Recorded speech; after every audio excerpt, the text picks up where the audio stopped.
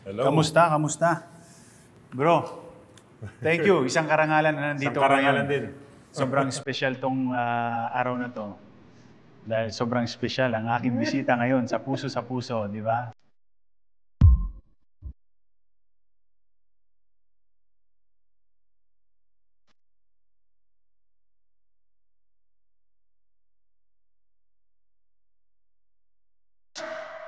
Gusto ko lang i-share sa kanila, bro, no? Na kasi hindi nila alam. Since bata pa lang tayo, talagang nagkikita na tayo, magkakasama na tayo. Since RP Youth. RP Youth. Tama, mga ilan taon ka nun? RP Youth, 18 tayo. 18 years old, di ba? So, yun nga, nakita kita doon. Anong first expression mo? Parang, uy, sino tong parang tisuin na to? Ilocano naman pala. Akala ko English speaking ka, tapos mahaba buhok mo. Na-prank ka nun, no? Kasi di ba, akala ko Phil-Am ka. Phil French, actually. French pala. Bonjour, je m'appelle Jean-Marc. Uso nun yung yung Backstreet Boys nung time na yun. Backstreet Boys. Parang si Nick Carter to. Nick Carter. Tapos nung nagsimula na yung practice, tinignan ko yung kilos mo. Sabi, bilis tumakbo, taas tumalon. Tapos ang layo ng take-off mo lagi. Tapos minsan, out of control kasi nga, puro diretso. Oo, sabi ko, ayos, kako. Lakas rebound. So, yung first impression ko sa'yo na pala ko nga English speaking ka. Kasi nung nakita, sobrang sobrang smooth ka lang, sobrang steady ka lang na tao. Ay, yun napansin mo doon. Yun napansin ko kasi pag nag-huddle na kami lahat, nandun na kami lahat, ikaw, uminom pa lang tubig. Tapos si Coach, minsan Coach Boyce or Johnny Tam, Del! Naglalakad lang to. Sabi, boss, may camera ba dito? Parang ang tagal naman maglakad dito. Parang may sinusundan pa ng camera na, wala Coach. Steady ka. Wala nagbago, ganun ka pa rin talagang. Pero magkasundo agad tayo. Kasi ang maganda lang naman kasi sa'yo, madali kang makasundo. Isipin mo, ilang araw pa lang tayo nagpa-practice. Palagi na agad yung loob namin sa'yo. Di ba? Kumbaga, ang nakita ko sa'yo, walang bad vibes. Kumbaga, good vibes lagi. Padala ng regalo mamaya si Randel. Walang sad moment. So, happy lang. Pero grabe yung mga experience natin nung RP Youth tayo. Yung RP Youth kasi, baka hindi nila naintindihan. Ito yung parang Gilas Junior dati. Ngayon, ang tawag dyan ngayon, Batang Gilas. Batang Gilas. And hindi rin nila alam, bro, na sa Las Piñas din kasi ako nakatira dati. First salary ko sa PBA. Doon din ako bumili. At hindi ko alam na taga doon kayo, di ba? Tapos bumili ako ng sasakyan. Natatanda mo to? First salary ko, bumili ako ng pickup. Regalo mo yan sa nanay mo yung bahay mo, di ba? Yes, birthday niya yun. Nirigalo ko sa kanya yun. Sabi ko, Ma, may pupuntahan tayo. Mag-ayos ka kasi birthday party yun eh. Birthday ko rin eh. Hindi, basta. Pagkatapos nun, alis tayo agad. Pagkapasok namin, walang tao.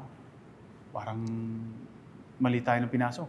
Tapos pagkaikot niya yun, Ma, happy birthday. Umiyak yun. Solid. Ganda ng bahay na yun, no? Parang house blessing na rin, no? House blessing na yun. Solid yun na naalala ko tuloy yun, Tuwang-tuwa yung mama mo eh. Tuwang-tuwa yung mama ko, talagang umiyak siya na, sabi ko, deserve mo yan, Ma, para sa yan. At doon kami noon, sina Egay, Kuya si... Tapos ito na yung bumili ako ng sasakyan, pick up. Kasi ang sasakyan mo ng Honda Civic luma eh. Tama. Tapos bumili ka ng brand new. Pagbili mo, kinuha mo yung sasakyan, pag nag-drive kayo, nag-stroll yata kayo ni Katie. Sa village. Yes. Tapos tumirik na lang sa gitna. Yung pala, akala ko, pag bumili ka ng sasakyan, naka-full-tank na. Yung palang gas, pinagyabang-yabang ko pa. Migot ka pa.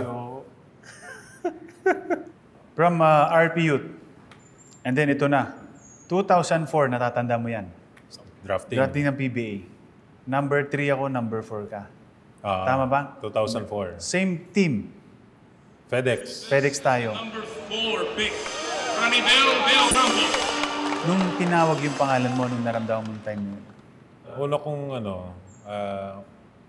iniisip, baka hindi agad ako ma-pick kasi nakuha ka na ng FedEx. Sabi ko, baka hindi na. Hintay-hintay na lang ako. Pero nagulat nga ako na magkasama tayo. Magkasama tayo. So, pinaka magandang nangyari doon, magkasama pa rin tayo. Kasama pa rin tayo. Kaya tuwang-tuwa rin ako nung time na yun eh. Nung sabi ko, uy, same team kami, yes! Gumagano ako. Dahil, siyempre, magkakilala. Iba yung pag nagkakilala kayong dalawa eh. May kasama ka ng kakilala mo doon, kakulitan mo.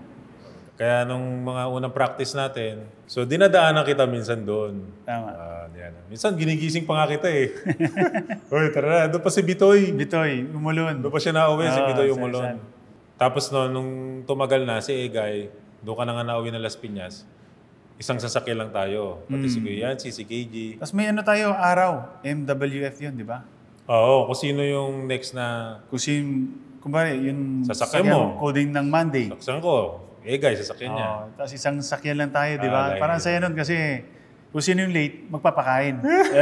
Or sino yung late, sino yung magpapagas. Ganun. Sarap din balikan kasi batang-bata pa tayo noon. Tama. Tapos buong buo pa yung mga gusto nating matupad na pangarap. So, nakakatuwa lang. Tapos, kinuha ka na ng Pure Foods. Anong naramdaman mo noon time na yun, nung na-trade Siyempre, nabawasan ako ng kasama malungkot. Pero nung pinaliwanag naman sa akin ni Sir Lito, alam mo, kahit naman ikaw ang i-trade o si Ping, makakabuti sa inyong dalawa yan. Iyon ang sinabi niya. Kasi pag magkasama kayo dito, Magagawan hindi tayo. nilitaw. Isa sa inyo. Magagawan tayo ng time. Playing time. Tama naman din siya kasi nung na-trade ka, ang ganda-agad ng nangyari sa sa Pure Foods. Tsaka ka-champion ka kagad.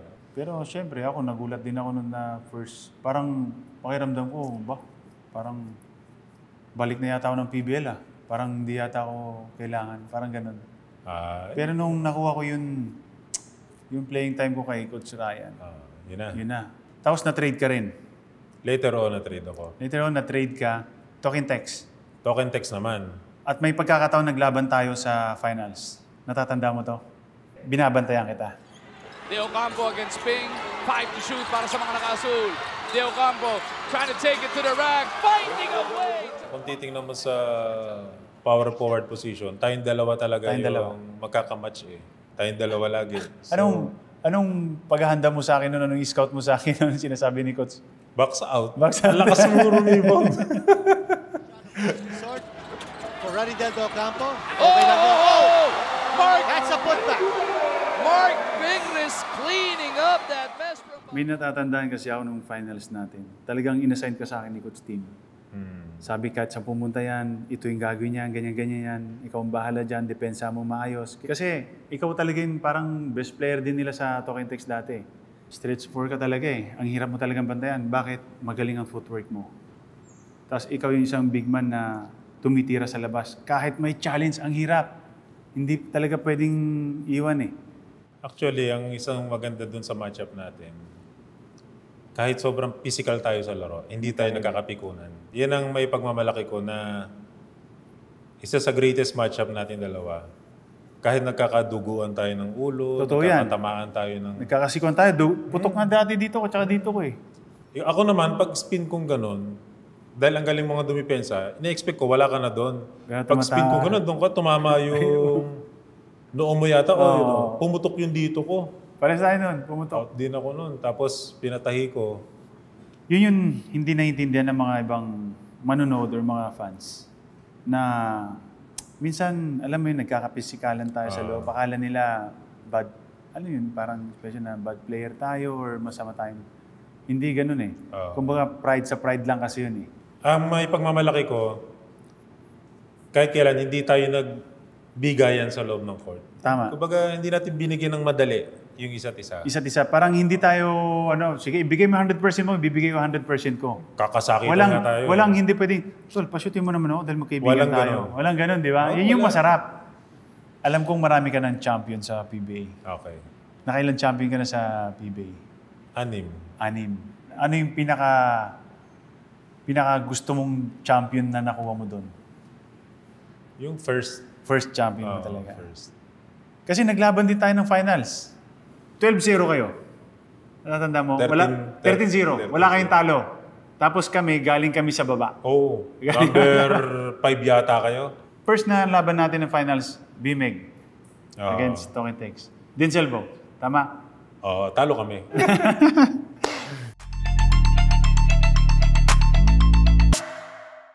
Gilas tayong dalawa. Pinatawag tayo, 25 players yun, natatanda mo. Nung napasama ka sa tryout, napasama yung pangalan mo, masaya ka ba nung natawag yung pangalan mo sa tryout? Oo, kasi lagi naman akong gusto kong maglalaro sa national team eh. Actually, 2 beses na ako nakat sa national team. Pero hindi ako tumigil. Kada na lang may tryout, may patawag, punta agad ako. Ganyan, dapat yun makuha ng mga attitude ng mga player ngayon. Katulad dun sa'yo, na yung pagmamahal sa bansa. Ano yung mga practice natin or mga games natin na, alam mo yun, parang sariwang-sariwa pa rin sa isip mo, yun, ang sarap balikan, ang sarap ng kwentuhan. Doon na tayo sa abroad. Sa abroad? Anong bansa? Sa Spain. Spain. Sa Spain. Kasi, excuse me. di ba? So, ang dami nating kulitan doon. So, minsan, sa sobrang miss na natin yung pamilya natin, tsaka sa sobrang busy natin, twice a day na practice, may tune-ups, may mga workouts, mga weights. So, talagang lahat ng ginagawa natin para lang doon sa World Cup eh. Nagtutulungan din tayo. Tama. Para maaliw natin yung isa't isa, di ba? Punta tayo dito, bili ice cream, ganyan. Pintuan, no? Pasyal-pasyal lang. Bike tayo, bike. Bike tayo papunta Japet sa beach. Aguilar. Diba? Si Junmar. Diba? Si Gary. Jason, si LA. Sama-sama tayo doon. Buo tayo to, no? Buo tayo. Lagi tayo magkakasama kasi. Magluluto. Sama-sama tayo magluto. Tsaka 2 months yata tayo nagsama-sama. 47 days. 47 days. Kilala ko na nga kung kanino yung utot eh. Sino umutot? Oy, ikaw yan, Gary. Sino doon? Oy, ikaw yan. Kasi ang mga pinuntahan natin mga bansa nun, Lithuania, tsaka New Zealand. Ang Lithuania, binuo tayo nun. Team, sistema, sama-sama, depensa, lahat. Kung paano tatalunin yung mga kalaban. Tapos pagdating natin doon sa New Zealand, kay Coach Tab, doon naman naging matapang tayo. Dahil grabe yung pinagawa sa atin doon, yung mga tune-up game natin, di ba? Sobrang physical. Rugby player yung mga kalaban natin eh. Yung mga rugby player nila doon, sa rugby player din natin dito, iba. Yung mga rugby player natin dito, nasa tulay. Nasa ilalim ng tulay. Saan nila naglalaro? Di ba? Pero grabe yun, grabe yung pisikalan na yun, no? Ang lilit, pero grabe, mga bulldog, you know? Tapos yung Tall Blacks, yung national team nila, kaya tayo nagkaroon ng kumpiyansa bago mag-FIBA Asia. Dahil tayo tumapang dahil sa kanila. Taiwan. Talo tayo niyan. Nung natalo tayo, ano yung naramdaman mo nung time na yun? Sa tingin ko parang blessing din yun. Na ginising tayo. Parang naging na tayo, alisto na tayo, aware na tayo na pwede mangyari ulit. Sobrang lungkot nun nung natalo tayo. Dinner, wala lahat. Parang ayaw kumain lahat ng mga player. Kinabukan. Kasi ang hindi alam ng karamihan ng tao, maglalaro tayo sa gabi. Gigising tayo ng 5 ng umaga dahil may practice tayo ng 7 to 9. Ang pahinga lang talaga natin, pagkatapos ng kumain, talagang kailangan hihiga mo dahil kailangan mag-recover talaga yun. Di ba? Yung time na yun. Minsan late na tayo nakakatulog kasi kailangan pati mag-stretching. Everyday yun, di ba? Laro, practice, kinabukasan game, laro, practice. Grabe din yun, no? Isipin mo paano ko nakayanan yun. Ito na, kalaban natin ang Korea. 40 years. Yun. 4 na dekada eh. 4 na dekada na, di ba? So, Pressure ka nung time na yun? Ako, be honest sasabihin ko, sobrang pressure ako nung time na yun. bago yung game, tinitingnan kita eh. Oo, ito eh. Sobrang... Gumagano ko. Hindi, gusto kong nilalabas ko talaga. Nilalabas ko talaga lahat. Nag-i-stretching ka doon. Gumagano Oo, ko. nilalabas ko talaga. Sabi ko, pressure si Ping ah. Ay, pinagdadaanan ako ng time na yun. Namatay kasi yung pamangkin ko ng time na yun. Papunta nga ako sa game noon eh. Tapos parang kinakausap ko siya na alam kong gusto mong manood niya, manood ka lang. Tulungan mo na lang kami. Kaya pagdating ko dun sa pagdating sa court talaga, at nung laro nung time na yun, sa dami ng Pilipino to sa dami ng Pilipino talaga, wala akong napapansin. Talagang, parang alam mo yung kabayo? Parang ganito lang, ito lang yung nakikita ko talaga, walang ibang tao. Nung pinapanood ko rin yung tape, doon ko rin na-realize na bakit pati si Japet sinisigawan ko. Japet, let's go! Dahil gustong-gusto ko talagang manalo. Anong naramdaman mo nung na-shoot mo yung huling basket natin sa Korea, yung na-putback mo yung miss ni Jason. Kasi wala pa yun wala pa yung, panalo na kami, hindi eh. Wala pa di ba? Basta sumisigaw lang ako, let's go! Pero nandun na yung tuwa. Pero ang isip ko, pagka-shoot ko, takbo ako agad sa depensa dahil alam kong babawi. Natapilok ako noon, kaya paika-ika na ako minsan. Tapos may ITB ako, masakit yung hita ko. Pero nung nawala si Marcus Dotit noon, wala na. Kailangan ikaw, ako, Junmar, Japet. Ito dapat yung, kumbaga, nadapa yung isang step up, nadapa yung isang ano natin. Kailangan tayo yun Pero grabe yung game na yun. Nung game na yun, hindi ako kinakabahan. Steady lang talaga. Laro. Sobrang steady lang ako, nagalit ako. Ganon. Sobrang galit ako. Laban kung laban to, patay kung patay. Kasi pinagpag ko na lang talaga eh. Tape, wag na ako. Grabe ka doon. Double-double ka doon eh. Tapos nung final buzzer na talaga, iyak talaga ako nun. Tapos, Umiyak tayo doon sa sa media room. Oo, yun. Ayun, inanong ko tayong yun. dalawa, no? Toy, tama na, pinapayak mo. Umiyak din ako doon eh. Parang lahat ng ginawa natin, nagbunga. Oo. Lahat ng ginawa natin, ha? Naka-World Cup na tayo. World Cup, parang nananaginip ba ako? Ibang level na to. Hindi ko akalain na naglaro akong basketball na darating ako sa ganung pagkakataon. Natutulog lang sa palengke. Natutulog Tapos na sa World Cup. batang palengke, ikaw, ganito ka lang, tapos World Cup, Toy, mga NBA player kalaban natin. Pagkatapos ng Iran, binigay talaga natin lahat, di ba? Ako Todo hindi ko yun. na kinaya. Oo, todo yun. Second half lang talaga ako naglaro ka, coach. Hindi ko na kaya, nanlalamig na ako. Kinabukasan, uwi tayo, pero diretso tayo hospital. Tama? Ako din. Dumiretso ako hospital. Tusok dito, tusok dyan. Ako nakauwi pa. Oo. Sabi ko, parang hindi ko kaya. Sabi ko, dahil mo ako sa ospital. Nanlalamig ka? Hindi ko alam na nararamdaman ko. Ako, nanlalamig na nanginginig ako. Walang maipaliwanag yung doktor.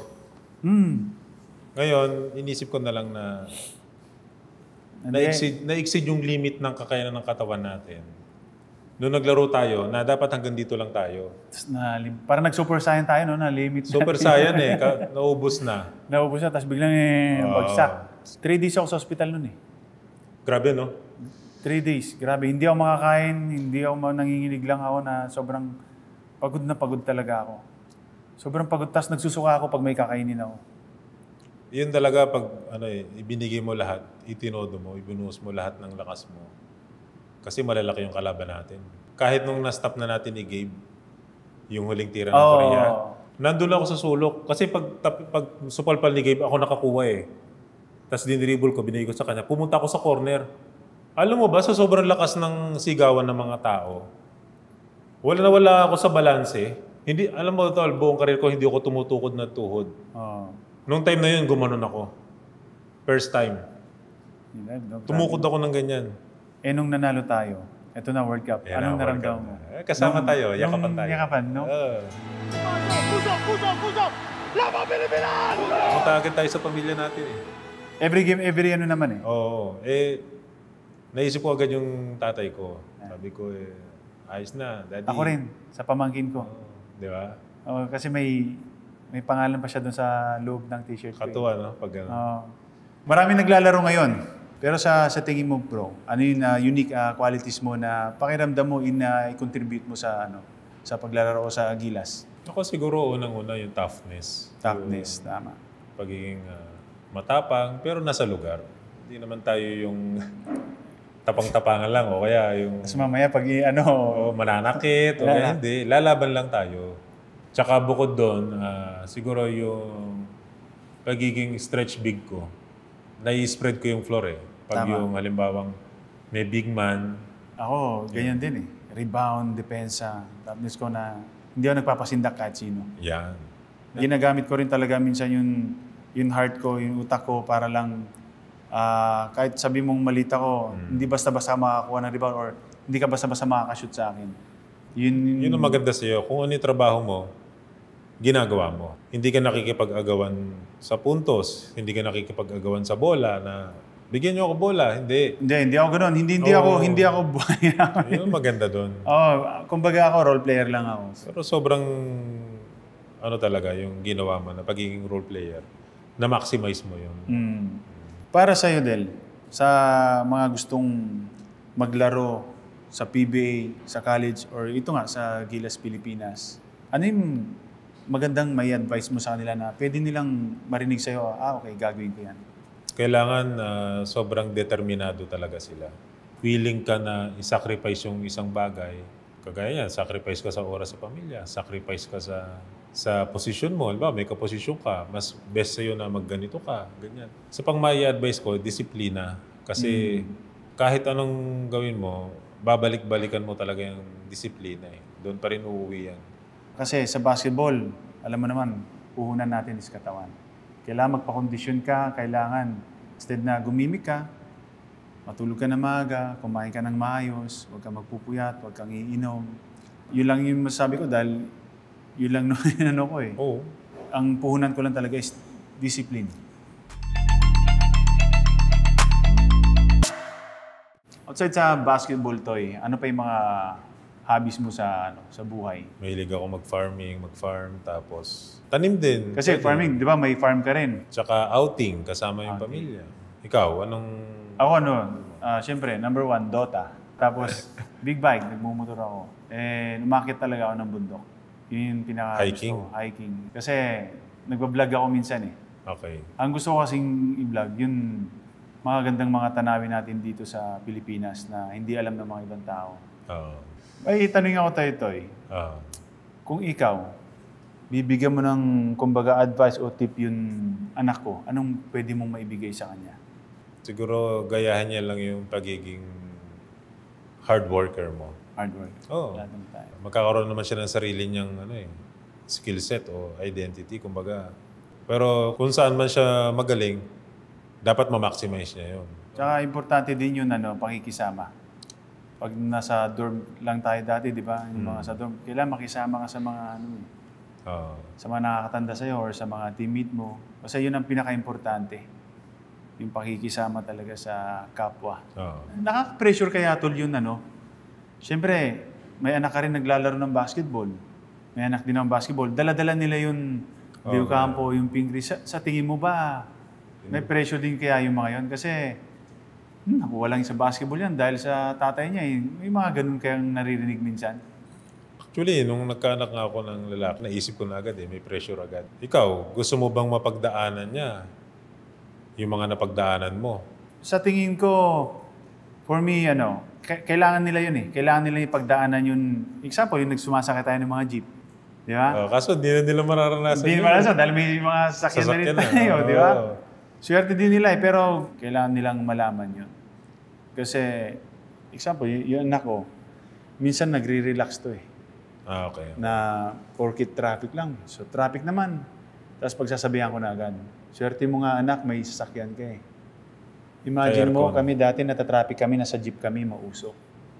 Minsan nakasabit pa. Oo. Pero alam mo yung hirap nung basketball, yung training. Ngayon nararanasan ni Mick dahil nasa FEU na siya ngayon. Okay. So, gumigising na siya ng maaga ngayon. Kasi homeschool kami dati. Ngayon, First time niyang pumasok talaga ng school ngayon. face to face na. So, ngayon nakawala siya. Biyahe siya. Gusto niya. Naramdaman niya yung pagod. Naramdaman niya talaga yung pagod na traffic. Tapos kailangan mong gumising na maaga. Pero nagustuhan niya. Kasi kailangan niya maranasan yung hirap din eh. Hindi yung hirap na hindi yung hirap na yung hirap na yung pa-practice tayo, walang pagkain. Wala tayong pagkain. Banana Q lang, kamo, di ba? Tayo, banana Q lang, Rizal. Banana Q, tas tubig lang, di ba? Taho. Yun lang kaya natin bilhin eh. Oo, yun yung pera natin eh. Ano lang siguro yung ayaw nating mangyari sa kanila, maranasan. Yung mga worst injuries natin. Injury talaga. Sa akin, injury lang. Yun lang yun ayaw ko rin na maranasan. Ano yung isang bagay na kwento mo sa anak mo na matatandaan niya para sa'yo? Sinasabi ko noon na malayo yung biyahe ko. Kasi Cavite. Nagpa-practice ako 3 beses ang araw sa school, sa PBL, tsaka sa RP. Tapos syempre, sinabi ko, wala tong bahay natin, doon tinitirahan natin. Kundi dahil sa basketball. Kasi kung di naman tayo naglaro, ano ba tayo? Ikaw, tambay ng palengke. Kargador. Ako, naranasan ko mag-pedicab. Pedicab, no? Diba? Kumbaga, na-share na lang natin to sa kanila para ma-motivate. Parang motivation. Hindi naman ibig sabihin kailangan maranasan din nila yung hirap na gano'n. siguro hirap na lang sa training. Kailangan mag-try out sila. Ganyan. Hindi porke, De Ocampo yan, Pingris yan. Sali na yan. Kailan? Sali, Hindi, try out. Yun din ang sinabi ko sa anak ko, mag-try out ka muna. Nung kasi may mga school na kumukuha sa kanya actually. Pero hindi ko hindi, kailangan sa school na to mag-try out ka para maranasan mo. Gusto mo rin Tol, maging Gilas player din, yung anak mo? Oh, why not? Lahat naman tayo pangarap sa anak natin, di ba? Pero sa akin, ila-line up siya kung karapat dapat siya doon. Ikaw, Toy, balang araw, pangarap mo rin maglaro yung anak mo sa Gilas. O kahit saan pa siya maglaro. Oo. Basta pag kinuha siya ng national team at may tryout, in-invite siya, gustong-gusto ko yun. Kahit anong sports pa yan, pag in-invite ka ba sa national team, Go. go, sige. Wala nang dalawang isip. Go Kahit na. basketball, volleyball, tennis, kahit ano pang sports ng anak ko. Pag sa national team, sige, i-represent mo yung bansa natin. Kasi iba ang naibibigay na, kumbaga, yung karangalan pag naglaro ka sa national team. Tsaka masarap din sa mata, masarap sa pakiramdam pag nakikita mo yung anak mo nandun. Na ibang-iba na pag siya na yung tumatakbo, naka-jersey na siya. Tama yan. Iba ang pakiramdam talaga eh. Toy, ano sa tingin mo magiging next chapter ng buhay natin o pagkakaibigan natin dalawa? Gusto mo rin bang maging coach someday? Kumbaga magkasama tayo. Kasama tayo, mga ganon? Siguro, Hindi, gusto mo rin bang maging coach? Balang araw. ayoko maging head coach. Bakit? Sakit sa ulo? Oo, mahirap maging. Bye, babash ka. Siguro, kung magkakasama tayo, siguro sa national team tayo. Bawa, kailangan nila tayo doon. Pwede, no? Tulong lang tayo, tulong. Tulong. Pag na-invite, konting tulong. Tapos, siguro mas magkakasama tayo sa mga exhibition games siguro. Tama. PBA Moto Club. Yung mga ganyan, Moto Club o mga Kabsat, sa team ko. PBB Legends, ganyan. PBB Legends. Kapsat, team mo. Or Gilas Legends. Maibabalik natin sa mga kababayan natin. Maglaro tayo doon, makihalubilo tayo Mga sa hindi kanila. natin napuntahan. Dati. Kumbaga, sumuporta sa atin dati yan eh. Tama. Mag-give back tayo sa kanila na, Tama. sige, laro kami dyan, mag-entertain kami sa inyo. Meron akong last question, Tol, bago tayo magtapos. Ah. Para sa'yo, anong ibig sabihin ng pagsusuot ng jersey ng Gilas Pilipinas?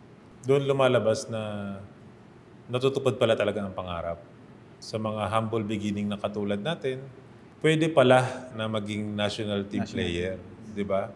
So, oras na sinuot mo yung jersey na yan, nakalagay Pilipinas. Di ba? Tapos, nasa dibdib mo. Ang dibdib mo, malapit yan, nandyan sa puso mo. Kaya, maglalaro ka ng buong puso. Ayan. Puso, Puso. puso. Puso. Toy, maraming salamat. Okay. Karangalan ko na nandito ka ngayon na isang guest ko, na isang kaibigan ko. Maraming Wala salamat. ka naman. Salamat din. Thank you. Next time ulit. Next time ulit. Tagay mo, Toy. Tagay mo, Toy.